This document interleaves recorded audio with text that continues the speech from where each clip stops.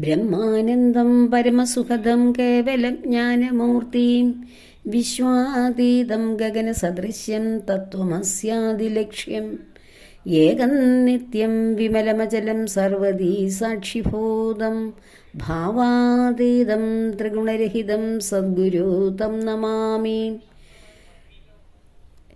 ഹരേ കൃഷ്ണ. സർവം ശ്രീ രാധാകൃഷ്ണാർപ്പണമസ്തു. ശ്രീ വിഷ്ണു സഹസ്രനാമ സ്തോത്രം അർത്ഥസഹിതമുള്ള വിവരണത്തിൻ്റെ 6ാമത്തെ ഭാഗത്തിലേക്ക് നമുക്ക് കടക്കാം. യുധിഷ്ഠിരനോട് ശ്രീ ഭീഷ്മ പിതാമഹൻ ധർമ്മം ഉപദേശിച്ചു കൊടുക്കുന്ന ഭാഗമാണ് നമ്മൾ ആ വന്ദന ശ്ലോകത്തിന് ശേഷമുള്ള ഭാഗം നമ്മൾ വിവരിച്ചു കൊണ്ടിരുന്നത്. അടുത്ത ശ്ലോകത്തിലേക്ക് നമുക്ക് കടക്കാം. കഴിഞ്ഞ ദിവസം പവിത്രാണാം പവിത്രം യോ മംഗളാനാം ച മംഗളം ദൈവതം ദേവതാനാം ച ഭൂതാനാം യോ അവ്യയപിത. ഇവിടെ വരെയായിരുന്നു കഴിഞ്ഞ ശ്ലോകത്തിൽ നമ്മൾ വിവരിച്ചത്. ഇന്ന് നമുക്ക് അടുത്ത ശ്ലോകങ്ങൾ ഓരോന്നും ഒരുമിച്ച് പറഞ്ഞാലേ അതിൻ്റെ അർത്ഥം ശരിയായി മനസ്സിലാവുകയുള്ളൂ. യത സർവാണി ഭൂതാനി ഭവന്ത്യാദി യുഗാഗമേ യസ്മിശ്ച പ്രളയം യാന്തി പുനഃ ഏവ യുഗക്ഷയേ. യത സർവാണി ഭൂതാനി ഭവന്ത്യാദി യുഗാഗമേ യസ്മിശ്ച പ്രളയം യാന്തി പുനരേവ യുഗക്ഷയേ. അടുത്ത ശ്ലോകം കൂടി നോക്കാം. തസ്യ ലോകപ്രധാനസ്യ ജഗന്നാഥസ്യ ഭൂപതേ വിഷ്ണോർനാമസഹസ്രം മേ ശൃണു പാപഭയാഭകം. ഈ 2 ശ്ലോകങ്ങളുടെയും അർത്ഥം ഒരുമിച്ച് പറയുമ്പോഴാണ് അത് ശരിയായിട്ട് നമുക്ക് മനസ്സിലാകുന്നത്. ഇതിൻ്റെ അർത്ഥത്തിലേക്ക് നമുക്ക് കടക്കാം. യത സർവാണി ഭൂതാനി ഭവന്തി ആദി യുഗാഗമേ. ആദി യുഗത്തിൽ, അതായത് പ്രളയത്തിന് ശേഷം പിന്നീടുണ്ടാകുന്ന ആ ആദി യുഗത്തിൽ യഥ സർവാണി ഭൂതാനി, ഏതൊരു ദേവനിൽ നിന്നാണോ സർവാണി ഭൂതാനി സർവചരാചരങ്ങളും ഭവന്തി ഉത്ഭവിക്കുന്നത്, ആ യുഗക്ഷയെ അടുത്ത പ്രളയകാലത്തിൽ പുനരഹ ഇവ വീണ്ടും, ഇതേ ജീവജാലങ്ങൾ വീണ്ടും യസ്മീം യാതൊരു ദേവനിലേക്ക് പ്രളയം യാന്തി തിരിച്ചു പോകുന്നുവോ.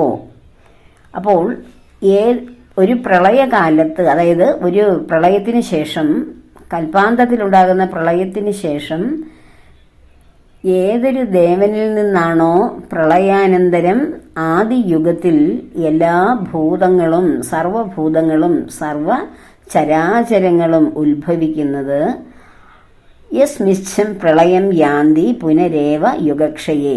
ആ യുഗം ക്ഷയിക്കുമ്പോൾ ഏത് ദേവനിലേക്കാണോ ഈ ജനിച്ച എല്ലാ ജീവജാലങ്ങളും ചരാചരങ്ങളും വീണ്ടും ലയിക്കുന്നത്, അപ്പോൾ ഏതൊരു ദേവനിൽ നിന്ന് ഉത്ഭവിച്ചോ അതേ ദേവനിലേക്ക് തന്നെയാണ് പ്രളയശേഷം ഇതെല്ലാം ലയിച്ചു ചേരുന്നതും. തസ്യ ലോക പ്രധാനസ്യ ജഗന്നാഥസ്യ ഭൂപതേ. തസ്യ ലോക പ്രധാനസ്യ, ഹേ യുധിഷ്ഠിര, ഈ ലോകത്തിൽ ഏതൊന്ന് ഇല്ലയോ അതില്ലെങ്കിൽ ലോകം ഇല്ല. തസ്യ ലോക പ്രധാനസ്യ ജഗന്നാഥസ്യ ഭൂപതേ.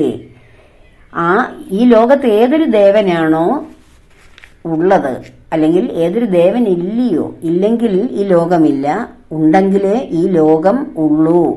ആ ലോകത്തിൻ്റെ പ്രധാനപ്പെട്ട ആ ദേവനായിട്ടുള്ള ആ ഭഗവാൻ വിഷ്ണോർ നാമസഹസ്രം മേ ശൃണു പാപഭയാപഹം. ആ വിഷ്ണുവിൻ്റെ, ലോകം നിറഞ്ഞു നിൽക്കുന്ന ആ പരമാത്മ ചൈതന്യത്തിൻ്റെ ആ പരമമായിട്ടുള്ള സ്ഥാനമാണ് എല്ലാ പാപത്തെയും ഭയത്തെയും നീക്കുന്നത്. ആ ഭഗവാന്റെ 1000 നാമങ്ങളെ ഞാൻ നിനക്ക് വിശദീകരിച്ചു തരാം, നിനക്ക് ഞാൻ അത് പറഞ്ഞു തരാം. അപ്പോൾ ആ 2 ശ്ലോകങ്ങളുടെ അർത്ഥം ഒന്നിച്ച് പറയുമ്പോൾ, ഒരു പ്രളയത്തിന്റെ അന്ത്യത്തിൽ ഏത് ദേവനിലേക്കാണോ എല്ലാ ചരാചരങ്ങളും ഒടുങ്ങുന്നത് അല്ലെങ്കിൽ ലയിക്കുന്നത്, അതുപോലെ തന്നെ പ്രളയത്തിന് ശേഷം യുഗത്തിന്റെ ആരംഭത്തിൽ ഏത് ദേവനിൽ നിന്നാണോ ഈ ചരാചരങ്ങൾ ഉത്ഭവിക്കുന്നത്, അങ്ങനെയുള്ള ലോകത്തിന്റെ പ്രധാനപ്പെട്ട ആ ഈശ്വരനെ, ആ നാഥനെ, ലോകനാഥനായ ആ ഭഗവാനെ, അല്ലയോ ഭൂപതിയായ, അല്ലയോ യുധിഷ്ഠിര, അങ്ങയ്ക്ക് ഞാൻ മേ ശൃണു പാപഭയാവഹം, ഞാൻ അങ്ങയ്ക്ക് വേണ്ടി ഞാനത് പറഞ്ഞു തരാം. പാപത്തെ നീക്കുന്ന, ഭയത്തെ നീക്കുന്ന ആ ഭഗവാന്റെ വിഷ്ണുർനാമ സഹസ്രകം, ആ വിഷ്ണു ഭഗവാന്റെ സഹസ്രനാമങ്ങൾ, 1000 നാമങ്ങൾ ഞാൻ അങ്ങയ്ക്ക് പറഞ്ഞു തരാം. ആ പാപഭയത്തെ മാറും വിഷ്ണു ഭഗവാന്റെ 1000 ഗുണങ്ങളെ കുറിക്കുന്നതാണ്. ആ ഗുണങ്ങൾ, നമ്മൾ ഓരോ നാമത്തിനും ഓരോ ഗുണമാണ്. അത് നമ്മൾ ഉച്ചരിക്കുന്നത് വഴി, ആ നാമം ജപിക്കുന്നത് വഴി നമ്മുടെ പാപമാണ് മാറുന്നത്. അതുപോലെ തന്നെ ഭയം വിട്ടകലുന്നു. വിഷ്ണു സഹസ്രം 1000 നാമങ്ങൾ ജപിക്കുമ്പോൾ നമ്മളുടെ ഭയം എങ്ങനെയാണ് അകന്നു പോകുന്നത്? നമ്മൾ ഇവിടെ ഭഗവാനല്ലാതെ മറ്റൊന്നുമില്ല എന്നുള്ള ആ ഒരു ശരിയായ തത്വം നാം മനസ്സിലാക്കുന്നു. ഇത് ഈ ലോകം മുഴുവൻ നിറഞ്ഞു നിൽക്കുന്ന, അല്ലെങ്കിൽ ഈ വിഷ്ണു എന്ന് പറയുന്ന ആ ഒരു പ്രപഞ്ചത്തിലാണ് നാം നിലനിൽക്കുന്നത്. അപ്പോൾ ഇവിടെ കാണുന്നതെല്ലാം ഭഗവാൻ തന്നെ. നമുക്കവിടെ ശത്രുവില്ല, പ്രത്യേകിച്ചൊരു മിത്രവുമില്ല, എല്ലാം ഭഗവാൻ തന്നെ എന്നുള്ള ആ ബോധം നമുക്ക് വരുന്നു. അപ്പോൾ ഭഗവാന്റെ ആ കരുത്തുറ്റ കരങ്ങളിൽ നാം ഓരോരുത്തരും ജീവിക്കുമ്പോൾ നമ്മുടെ ഉള്ളിലുള്ള അജ്ഞത മാറി നമ്മൾ ധൈര്യവാന്മാരായി മാറുന്നു. നാം ഭഗവാനിൽ ജീവിക്കുന്നു, ഭഗവാനിൽ നിലനിൽക്കുന്നു, തിരികെ ഭഗവാനിൽ തന്നെ ലയിക്കുന്നു. അപ്പോൾ ഇവിടെ കാണുന്നതെല്ലാം ഭഗവാൻ തന്നെയാണ്, മറ്റൊന്നുമില്ല. അപ്പോൾ ശത്രുവില്ല, മിത്രവുമില്ല. നമുക്ക് പ്രത്യേകിച്ചൊരു ശത്രുവില്ല. ശത്രുവായിട്ട് തോന്നുന്ന വ്യക്തിയും അല്ലെങ്കിൽ ഭയപ്പെടുത്തുന്ന കാര്യങ്ങളും എല്ലാം ഭഗവാൻ തന്നെയാണ്. അപ്പോൾ എന്തിനാണ് ഭഗവാനെ ഭയക്കുന്നത്? ശത്രുവായി നിൽക്കുന്ന വ്യക്തിയുടെ ഉള്ളിലും ഭഗവാനാണെന്നുള്ള ഒരു തത്വം നാം തിരിച്ചറിയുമ്പോൾ ആ തത്വത്തിൽ നിന്നുകൊണ്ട് നമ്മൾ ശത്രു എന്ന ആ വാക്ക് തന്നെ ഇല്ലാതാക്കും നമ്മുടെ മനസ്സിൽ. അവിടെ ശത്രു എന്ന ഒരു വാക്ക് അവിടെ ഉച്ചരിക്കേണ്ടി പോലും, അങ്ങനെ ചിന്തിക്കേണ്ടി പോലും വരുന്നില്ല. കാരണം ആ ആളിന്റെ ഉള്ളിലും ഭഗവാനാണ്. ആ അർത്ഥത്തിലും നമുക്ക് ഭയം ഇല്ലാതാക്കാം. ശത്രുക്കളെയല്ലേ നാം ഭയക്കുന്നത്? മൃഗങ്ങളെയായാലും മനുഷ്യരെയായാലും എല്ലാം ശത്രുഭാവത്തിലുള്ളത്. ആ ഒരു മൃഗമായാലും മനുഷ്യനായാലും എല്ലാറ്റിൻ്റെയും ഉള്ളിലും ഭഗവാനാകുന്ന ആ നിത്യ ചൈതന്യമാണ് ഇരിക്കുന്നതെന്നുള്ള തിരിച്ചറിവ് വന്നു കഴിഞ്ഞാൽ പിന്നെ അവിടെ ഭയമില്ല.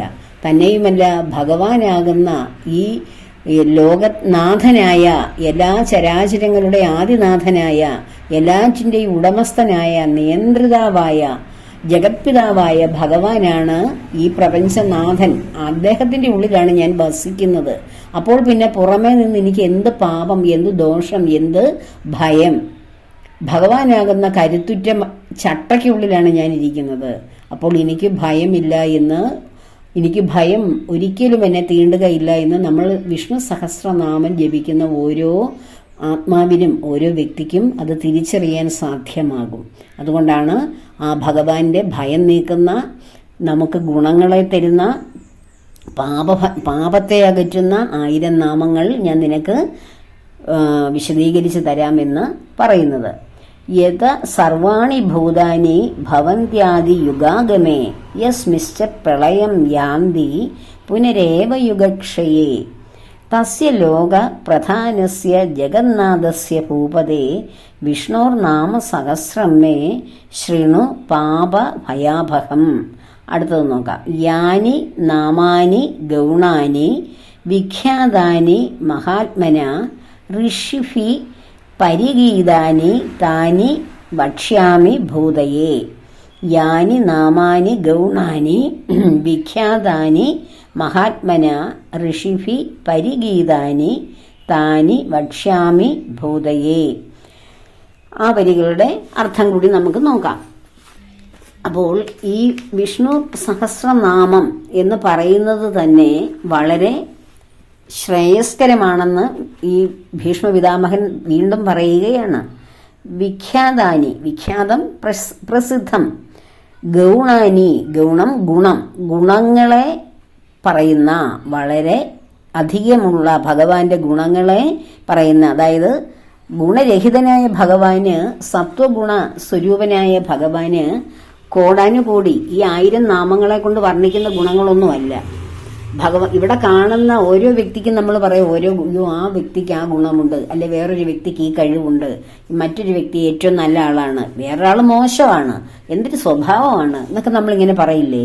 ഈ ഗുണങ്ങളും ദോഷങ്ങളും എല്ലാം എവിടെ നിന്നാണ് ഉത്ഭവിക്കുന്നത്? ഭഗവാനിൽ നിന്നാണ്. അപ്പോൾ പക്ഷെ ഗുണാതീതനുമാണ് ഭഗവാൻ. സത്വഗുണത്തിന്റെ കോടിക്കണക്കിന് ഗുണങ്ങൾ നിറഞ്ഞു നിൽക്കുന്ന ആ ഭഗവാന്റെ ആ ഗുണങ്ങളെക്കുറിച്ചൊക്കെ എഴുതിയതും പറഞ്ഞു തന്നതും ആരാണ്? ഋഷിമാരാണ്.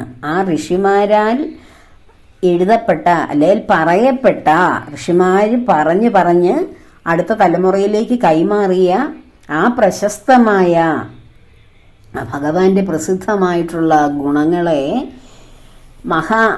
മഹാത്മാവായിട്ടുള്ള ആ പരമാത്മാവായിട്ടുള്ള ആ ഭഗവാന്റെ യാനി നാമാനി, ഏതേത് നാമങ്ങളാണോ ഋഷിമാർ പരിഗീതാനി, ഋഷിമാർ അത് വിവരിച്ചു പറയുന്നത്, ആ നാമങ്ങളെ ഞാൻ നിനക്ക് ഉപദേശിച്ചു തരാം. ഭൂതയെ, എന്തിനാണ്? ഭൂതങ്ങളുടെ അഭിവൃദ്ധിക്കായിട്ട്.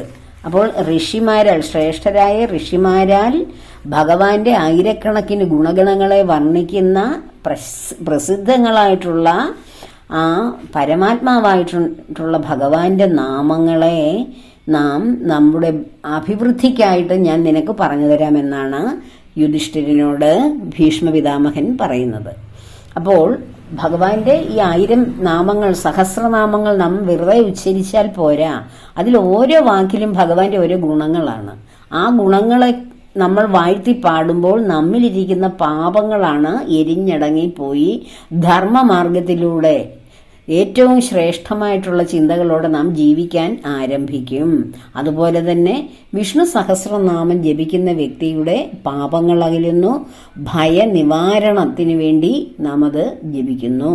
അപ്പോൾ ഇങ്ങനെയുള്ള ശ്രേഷ്ഠമായിട്ടുള്ള നാമങ്ങൾ ഞാൻ നിനക്ക് പറഞ്ഞു തരാമെന്നാണ് യുധിഷ്ഠിര മഹാരാജാവിനോട് ശരശയ്യയിൽ അങ്ങനെ കിടക്കുന്ന ഭീഷ്മപിതാമഹൻ പറയുന്നത്. തൊട്ടരിയിൽ ആരുണ്ട്? ഭഗവാൻ ഇങ്ങനെ ജ്വലിച്ച് അത്യുജ്വലനായി അവിടെ നിൽക്കുകയാണ്. ഭീഷ്മരുടെ അവസാന നിമിഷങ്ങളിലേക്ക് കടക്കുന്നത് ഭഗവാൻ. ആ ഭീഷ്മർ ഭഗവാന്റെ 1000 നാമങ്ങൾ ഭഗവാനെ നേരിൽ കണ്ടുകൊണ്ട് സ്തുതിച്ച് ആ അവസാന സമയങ്ങളിലേക്ക് കടക്കുമ്പോൾ തൻ്റെ പരിശുദ്ധനായിട്ടുള്ള നിത്യനായിട്ടുള്ള തൻ്റെ ആ ഭക്തനെ ഭഗവാൻ തൻ്റെ ഹൃദയത്തിലേക്ക് ചേർക്കുവാൻ കാത്തു നിൽക്കുന്ന ആ രംഗം, അവിടെയാണ് ഇതെല്ലാം സംഭവിക്കുന്നത്. അപ്പോൾ ഈ വരികളുടെ അർത്ഥം മനസ്സിലായി കാണുമെന്ന് കരുതുന്നു. ഈ 3 ശ്ലോകങ്ങളാണ് ഇന്ന് വിവരിച്ചത്. അതിൻ്റെ അർത്ഥം നന്നായി മനസ്സിലാക്കി ആ ശ്ലോകങ്ങൾ നന്നായി ജപിക്കുക. എല്ലാവർക്കും ഭഗവാന്റെയും ദേവിയുടെയും അനുഗ്രഹം ഉണ്ടാകട്ടെ എന്ന പ്രാർത്ഥനയോടുകൂടി ലോകാ സമസ്ത സുഖിനോ ഭവന്തു.